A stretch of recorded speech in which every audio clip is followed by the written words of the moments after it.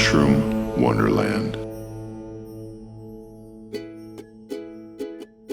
Hey, what's going on, everybody? This is Aaron Hilliard from Mushroom Wonderland, and today it's the 16th of July 2022, and it is also the day of the annual Kitsap Peninsula Mycological Society members picnic in Olalla, Washington. And so today there's going to be a guy, Dave Nelson, who's a chef, also a member of the club, who's going to be cooking wild mushrooms and showing us how to make some culinary delights. And so I thought maybe it would be a good idea to go out this morning.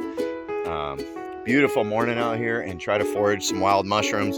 And what I'm looking for today is chanterelles, summer chanterelles. So they're tough to find this time of year, but they're out here for sure. In July we usually have a small fruiting, and then they'll kind of go dormant, and we'll see them again probably at the very end of September, or more likely in the first couple weeks of October. We'll start seeing the chanterelles. As you go further south, the mushrooms may have came out already.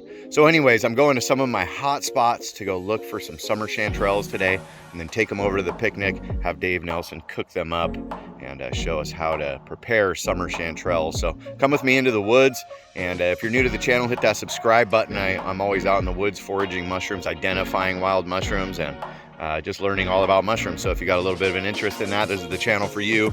Give me that thumbs up button if you like videos like this, and leave a positive comment.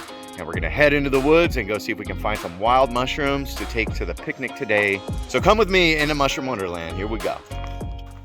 So there are a couple of species of chanterelles that you can find in the summertime. One of them is more common in the coastal range of Oregon, or out on the fog belt near the coast where the salt water meets the land. And those ones are known as Cantharellus roseocanis, or the rainbow chanterelle. And they have very brightly colored gills. They're kind of sherbet colored, small and tough in stature, and a delicious edible. But here in the Puget Sound, in the inland Puget Sound of Western Washington, you can find a fruiting of chanterelles in the summertime, but these are just going to be Cantharellus formosus, or your typical golden Pacific chanterelle. They're just small in size because of the lack of moisture, and they're just tough little knots of mushrooms, you know. And in those exact same spots in the fall, when there's a ton of rain, they're gonna fruit again, and then they're gonna be really big.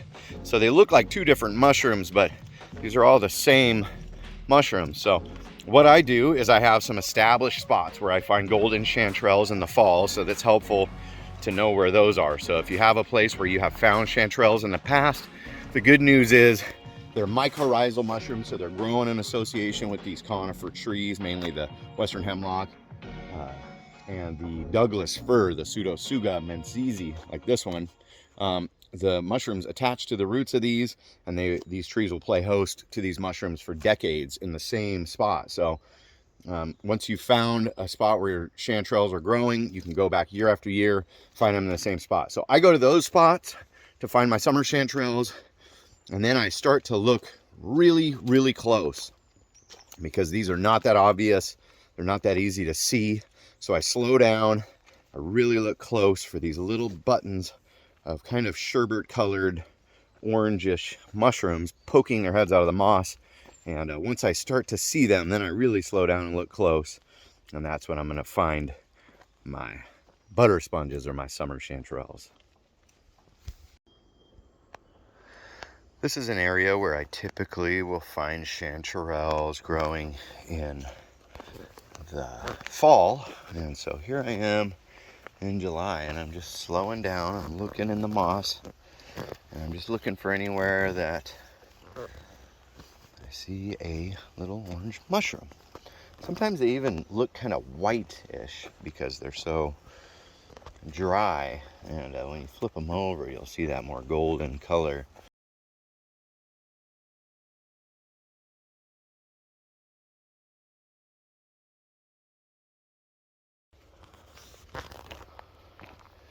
Coming along, and look at what we got right down here. It's a perfect example of our summer chanterelles. So see how they've got that really lighter color? Look at that. There's your beautiful Cantharellus formosus. They're all basically the same color underneath the cap as they are on top of the cap. So these ones have decurrent veins, so we're not even going to call them gills, but these are called decurrent. See how they run down the stem like this? They don't stop in a very obvious straight line. So these are called decurrent, and many mushrooms share that trait, but especially Chanterelles, they're all going to have that decurrent vein pattern. And so if they do not have that, or if it's questionable, I would make sure to research really closely what you have there. But these are a beautiful example of summer chanterelles. The stem is solid, and if you were to bend and break this by hand, it'll actually kind of string off like string cheese. The cap margin, so that's the edge of the cap here, it's always very undulate, so it's wavy, you know, all the way around. They're pretty irregular shaped, and as they get bigger, they take on kind of a vase shape. So very common morphology for a young chanterelle right here. If this had buckets and buckets of rain like we get in October, this thing would be huge. But this is about as big as it's going to get. I don't see summer chanterelles getting too much bigger than this. That's a pretty, that's a pretty hefty summer chanterelle. So beautiful. So I got a brown paper bag with me so these mushrooms can breathe a little bit. I didn't bring a basket today, but basically I just want to make sure that we get all the dirt off of them. So you can kind of do this sort of like you might do to a bolete, because you want to save all of this, all the meat that you can from these. And it's okay to pick them when they're this small. Believe it or not, these have already produced millions of spores that have flown out into the air off of these veins. And truth is, they just won't get much bigger than this time of year.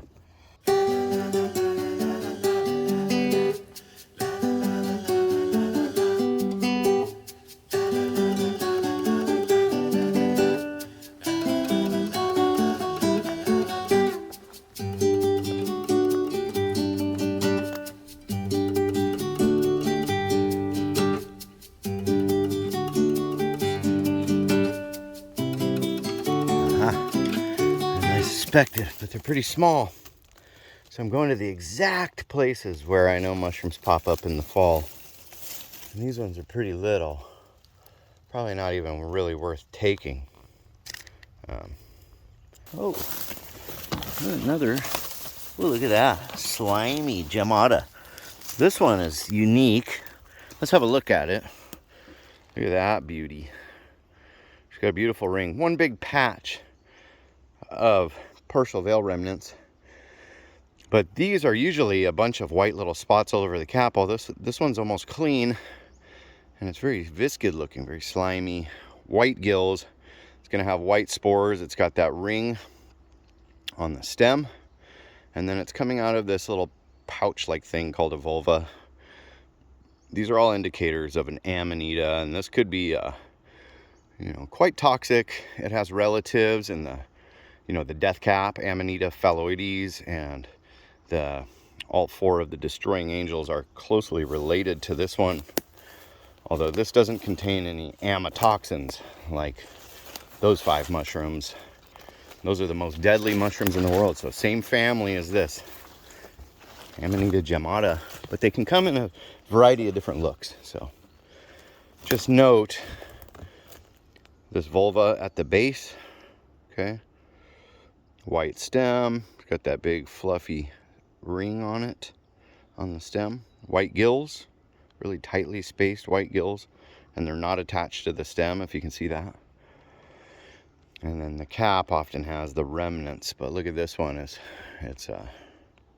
once that falls off, there you go. Looks like a totally different mushroom. Good to avoid that one. Found this one just kind of exploded. Looks like an animal was digging at it. You can see all the chunks of it right there. This one is known as a brittle gill, but look at the stem. It's real fat, and then it kind of narrows up towards the cap.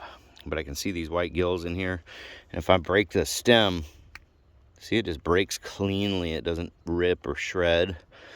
This one's kind of a dark color, and so It's the only Russula that I see fruiting right now, this time of year, here in the Northwest. A bitter one, probably not considered edible. Oh, here's what's left of another one. So something was out here trying to eat these Russulas. Probably found that it was really peppery and acrid. But none of these Russulas around here are known to be deadly. All right, we found a few, I don't know, maybe a dozen mushrooms, but we're gonna head to another spot. I'm gonna go check all my spots right now. So I'm not gonna tell you exactly where they are, but you can check out the habitat. So let's go check another spot out. Spot number 2. Look down right here, there's some more. You can really see that orange color kind of stands out against the forest floor, so. They're hidden in here. You're not just gonna spot those walking by. You really gotta like get your nose down into the brush. And again, go to the places you already know where they grow. You're gonna have the best luck then. Couldn't help but to notice this big boy. Look at this. Beautiful. I'm gonna flip this over. Look at that, a Russula or Russula. So probably, I don't know, probably poisonous or toxic, probably acrid. I've never heard of anybody like going out in search of Russulas this time of year, but you know, that's what that is. You can tell that white gills, brittle stem. But it's a handsome mushroom, big mushroom this time of year. Kind of boring, kind of a boring plain mushroom, but it's big. Look at these growing right here on the side of the trail. Interesting, look like little flowerets, and they really strange. Look at this one's growing next to a rock, but let's pick it out of here. This is a mycotrophic plant, so these ones eat decaying matter underground, so they're more like a fungus in the way that they grow. So these ones are always associated with Russula brevipes. So this spot in the autumn, we're gonna find Russula brevipes growing right here. These are growing off of the mycelium of the Russula brevipes, so pretty neat. And there's also these candy cane plants that are also mycotrophic that are indicators of Trichiloma murullenum or the matsutake mushroom. So these ones not as desirable unless those Russula brevipes get infected with Hypomyces lactiflorum and become lobster mushrooms. So that's a chance that this could be a spot where lobster mushrooms could be found in the fall. Right here, another mycotrophic plant, and these can be indicators of the pine mushroom or matsutake growing here in the fall. And in fact, I have seen matsutake growing like in this exact spot in the fall. So I think that this might actually be attached to the mycelium of the Trichiloma murullenum or the matsutake mushroom. So that's cool. If you see those, come check that spot back out in the fall, and you might be surprised to find some prized edible mushrooms. This mushroom growing trail side right here by these bracken ferns. Look at that.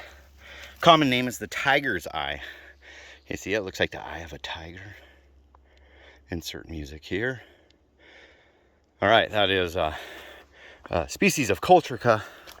This is a polypore that grows. Look, you can see the pore surface underneath. Got all these tiny little tubes, and inside those tubes are called basidia, where they produce spores and drop them out onto the forest floor. And these are really common this time of year, the tiger's eye. So I guess I could see that. And boom, look at this big tiger's eye looking at me from the bushes. So it should go without saying that some mushrooms are just inedible. It's not like they are poisonous or they're toxic or deadly. Some of them are just like too leathery or woody to really want to eat. So keep that in mind. You kind of got to just use your noggin when it comes to like what you can eat or not. I mean, pine cones, sure, I guess they're edible. They're not toxic if that's what you mean, but you wouldn't want to eat one. Same as the Coltrica and most polypores. They're like wood. They're so hard, and you couldn't even chew it, let alone digest it. So another one here. So even though they're kind of pretty and they're a little bit foreign looking, in the woods out here, these are definitely inedible. I suppose you could probably cook this long enough that it would soften up and you could swallow it. But if you're gonna do that, just start eating twigs and branches and pine cones and stuff. Because if this constitutes food for you in the wild, then you're good to go. Because you're just eating moss and pine cones and rocks. You know, everything's food. Holy huge tiger's eye, look at that. That might be the biggest Coltrica I've ever seen.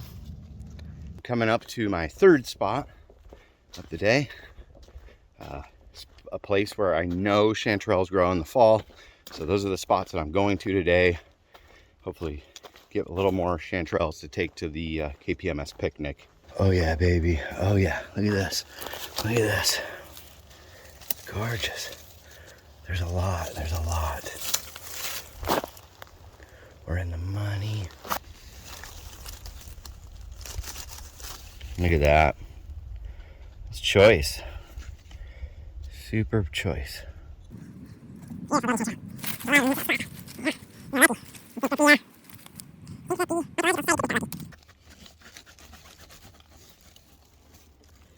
at those. Very nice. Look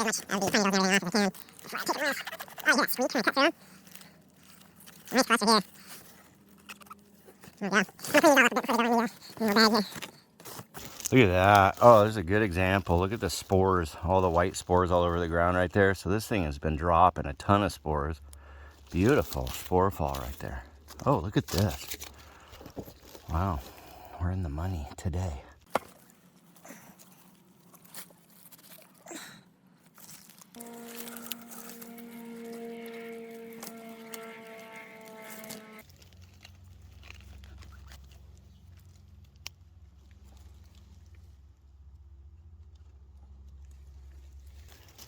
These are definitely some of the bigger ones that I found today. Look at these. And there's just white spores everywhere. So if you have any worry about them being too young, they have put spores everywhere out here. So beauties.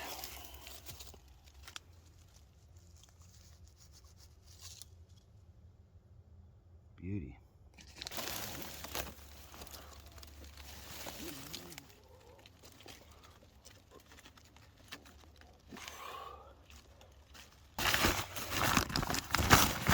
We got a pretty nice sack of golden chanterelles going now. So that's super exciting. We found a ton of summer chanterelles. I mean, by summer chanterelle standards, that's kind of a ton, like probably over a pound of them. And makes me want to go check all my other spots, but we're gonna let those grow for now. And we're gonna take these mushrooms and head to the KPMS annual picnic barbecue where Chef Dave Nelson is gonna be cooking these up. Hustle them back to the truck to get out there in time. So let's go.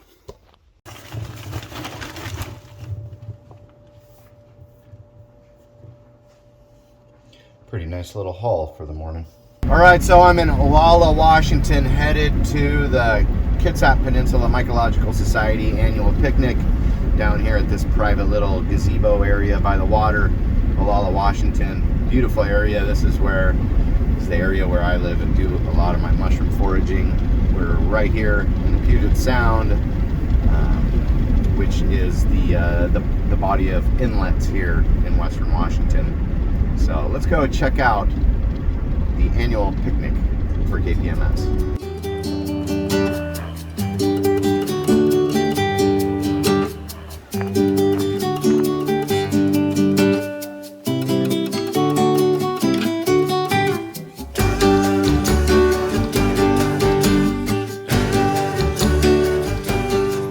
Here's David Nelson. Nice to meet you. Very nice to meet you. All right, so he's going to be cooking today here at the KPMS annual picnic in the summertime. We got a variety of mushrooms. So here's the chanterelles that I brought. What else you got? I've got some dried porcinis here. I'm just checking out the smell of this. It's just busting out. These guys are just beautiful. Yeah, one of our handsome members over here. Okay. I've got some morels, of course. Okay. Some burned morels, dried. These are probably from just within a month or two ago. Dave gave me these. Okay, Dave gave cool. me these. cauliflower mushroom dried, just a little bit of those, but interesting. Spirosis. Look how brown it gets when it dries. That's interesting. All right. King oyster, correct? Yeah, beautiful, isn't it? And Yeah, I've got those are several great. of those. Oh gosh, fistfuls of those guys. Awesome. Right? So these are store-bought. They're not foraged wild around here. Seems to me, right? Yeah. Look at those guys. They look These are pristinely wild. These are clean. wild. These are wild.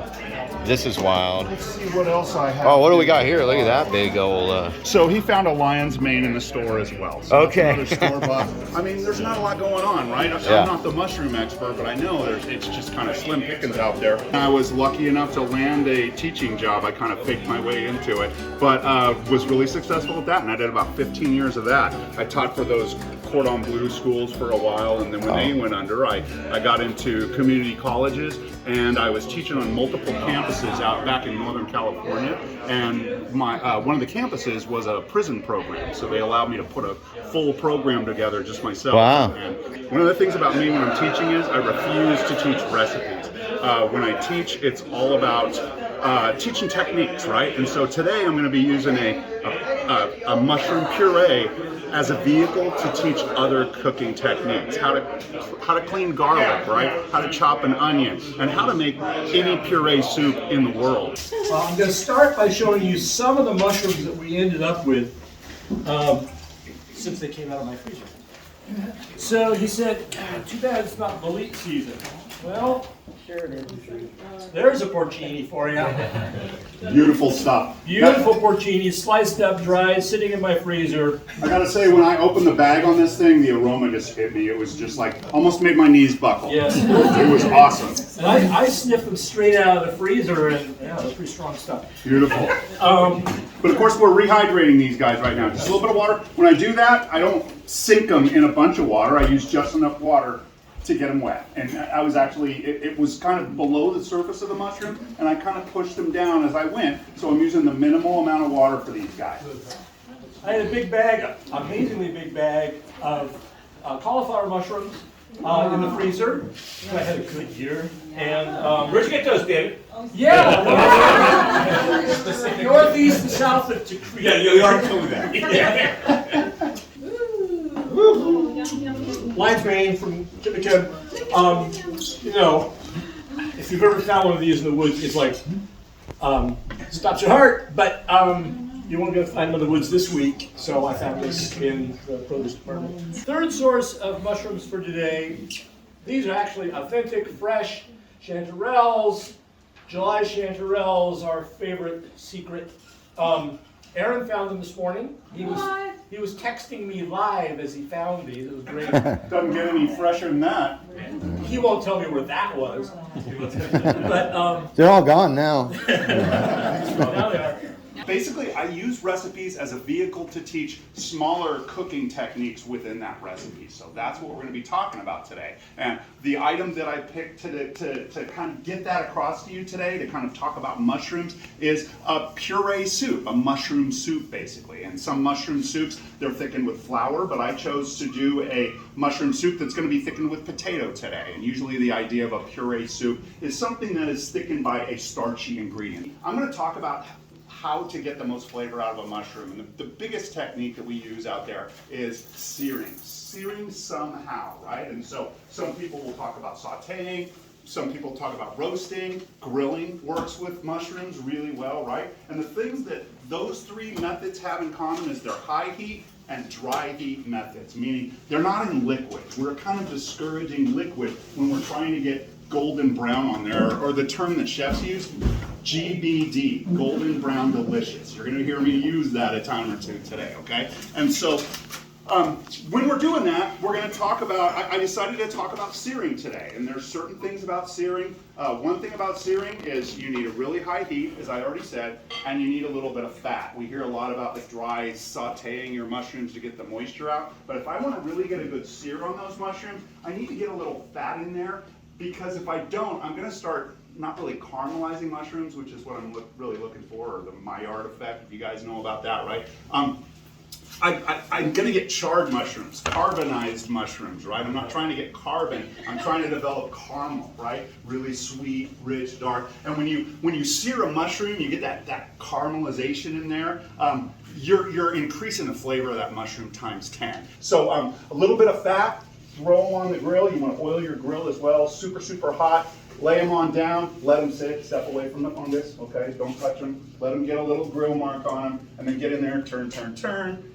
Let them sit, step away, get some color on them, and you'll see they're pretty much cooked all the way through. Another great thing about the oil is it carries the heat into the mushroom and helps it cook faster, right? Oil conducts heat better than air, than dry mushroom does, or anything like that, right? Fats are used to facilitate browning, and chefs need to use fats and oils that can take a high heat. So this was the conversation when I met Dave up here in the mountains and we were foraging morels. A lot of fats can't take that high heat of searing. I hear a lot of people say, oh, sauteed in butter.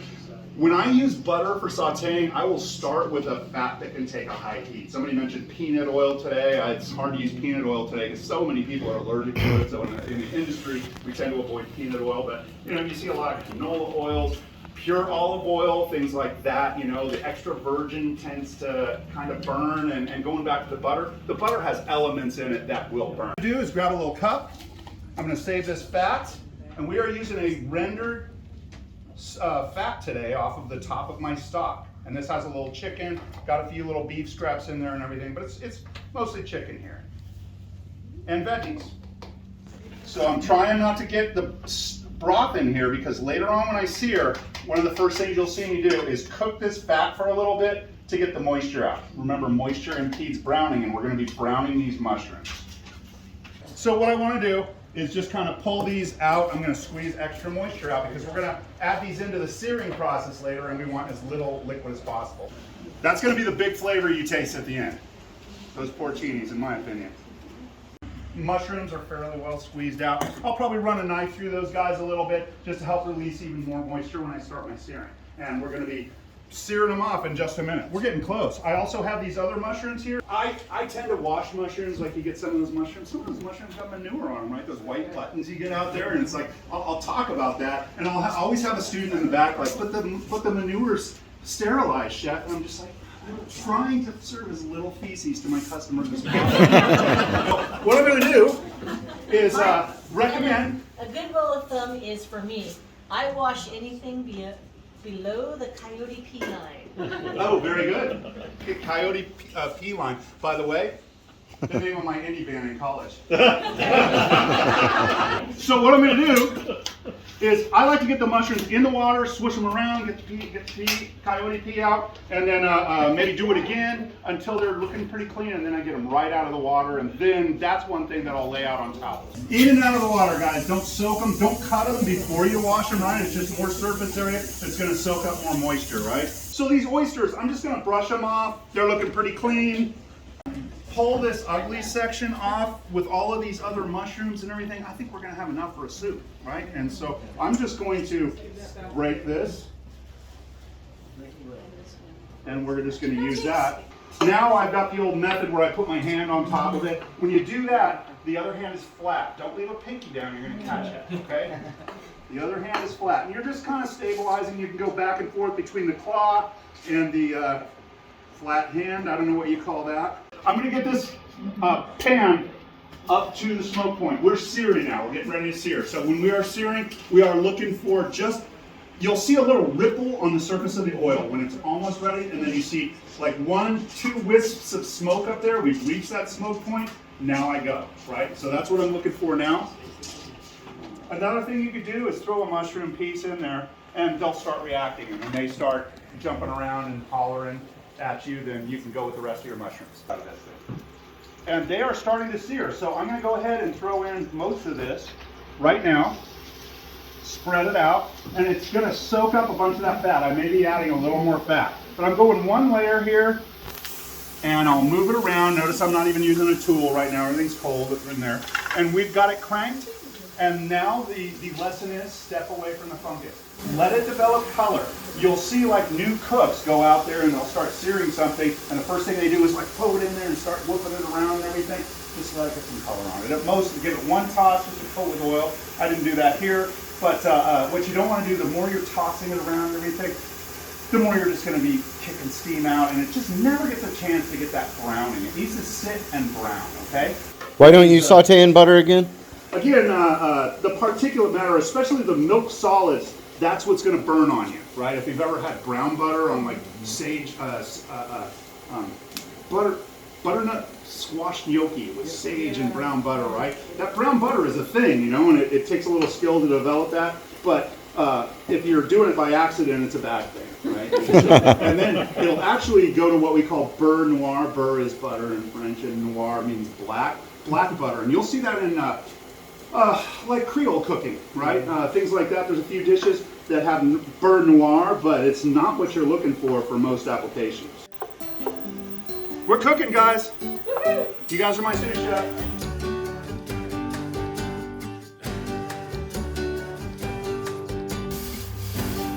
I'm getting little golden brown bits in this one. Spread them out, step away from the fungus.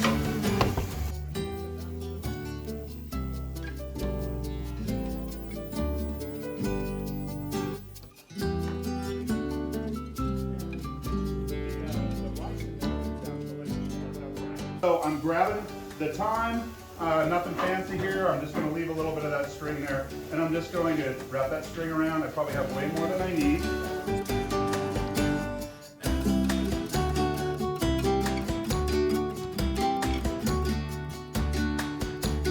Mushroomy in the beginning, most of that came from that. But you can see they're kind of translucent and soft. I think I'm good on that, and so that's all going to go together. And what I think I'm going to do is bring my pot over to this better burner, and we're going to start making soup. Onions going in the pot, my mushrooms are going in the pot. I kind of did that along the lines of the handout in your hand. Again, you're looking at, you know, let's go to that puree technique basically that we're looking at. Let me get my ladle back here.